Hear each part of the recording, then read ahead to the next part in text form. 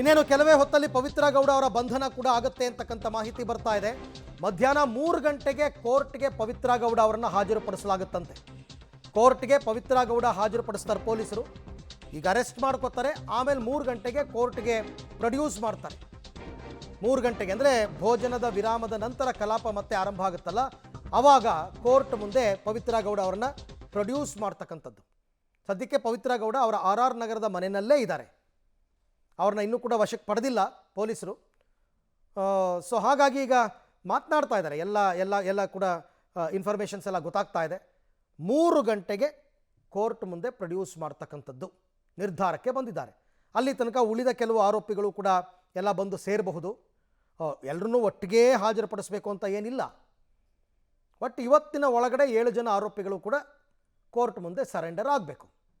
ಅದಕ್ಕೆ ಪೂರಕವಾದಂತಹ ಕೆಲವೊಂದು ಕರ್ತವ್ಯಗಳನ್ನು ಪೊಲೀಸರು ಅವ್ರ ಕೆಲಸ ಅವ್ರು ಮಾಡ್ತಾ ಇದ್ದಾರೆ. ಮಧ್ಯಾಹ್ನ 3 ಗಂಟೆಗೆ A1 ಪವಿತ್ರ ಗೌಡ ಕೋರ್ಟ್ ಮುಂದೆ 3 ಗಂಟೆ.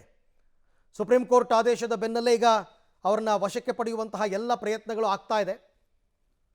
ಸುಮಾರು ಹೊತ್ತಾಯಿತು ಈಗಾಗಲೇ ಪೊಲೀಸರು ಅವರ ಮನೆ ಮುಂದೆ ಬಂದು, ಇನ್ನೂ ಕೂಡ ಅರೆಸ್ಟ್ ಪ್ರೊಸೀಜರ್ ತೋರಿಸಿಲ್ಲ, ಅವ್ರು ಕೆಳಗಡೆ ಇಳಿದು ಬಂದಿಲ್ಲ. ಅದೆಲ್ಲವೂ ಕೂಡ ಕೆಲವೇ ಹೊತ್ತಲ್ಲಾಗುತ್ತೆ. ಕೆಲವೇ ಕ್ಷಣದಲ್ಲಿ ಪವಿತ್ರ ಗೌಡ ಬರಬೇಕಾಗತ್ತೆ. ಅವ್ರಿಗೆ ಬೇಕಾದಂತಹ ಲಗೇಜ್ ಎಲ್ಲ ಅವರು ರೆಡಿ ಮಾಡಿಕೊಂಡು ಅಲ್ಲಿಂದ ಅವ್ರು ಬರಬೇಕಾಗತ್ತೆ. ದರ್ಶನ್ ಮನೆಯಲ್ಲೂ ಇದೇ ರೀತಿ ಪ್ರಿಪ್ರೇಷನ್ಸ್ ಆಗ್ತಾ ಇದೆ. ದರ್ಶನ್ ಅವರ ಲಗೇಜನ್ನು ಅವರ ಅಳಿಯ ಚಂದನ್ ಈಗಾಗಲೇ ತಗೊಂಡು ಬಂದಿದ್ದಾರೆ. ಎಲ್ಲವೂ ಕೂಡ ಸಾಯಂಕಾಲದ ವೇಳೆಗೆ ಒಂದು ಅಂತಿಮ ಘಟ್ಟಕ್ಕೆ ಬರುತ್ತೆ.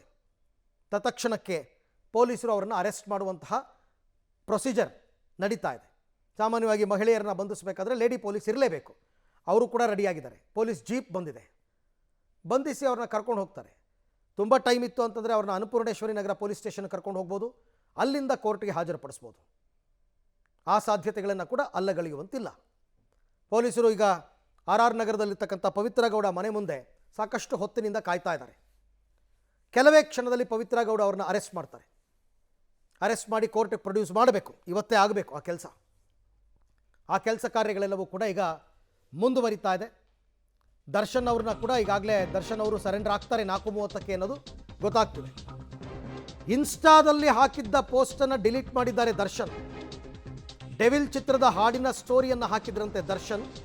ಸುಪ್ರೀಂ ಆದೇಶದ ಬೆನ್ನಲ್ಲೇ ಇನ್ಸ್ಟಾ ಸ್ಟೋರಿಯನ್ನು ಡಿಲೀಟ್ ಮಾಡಿದ್ದಾರೆ ಅಂತ.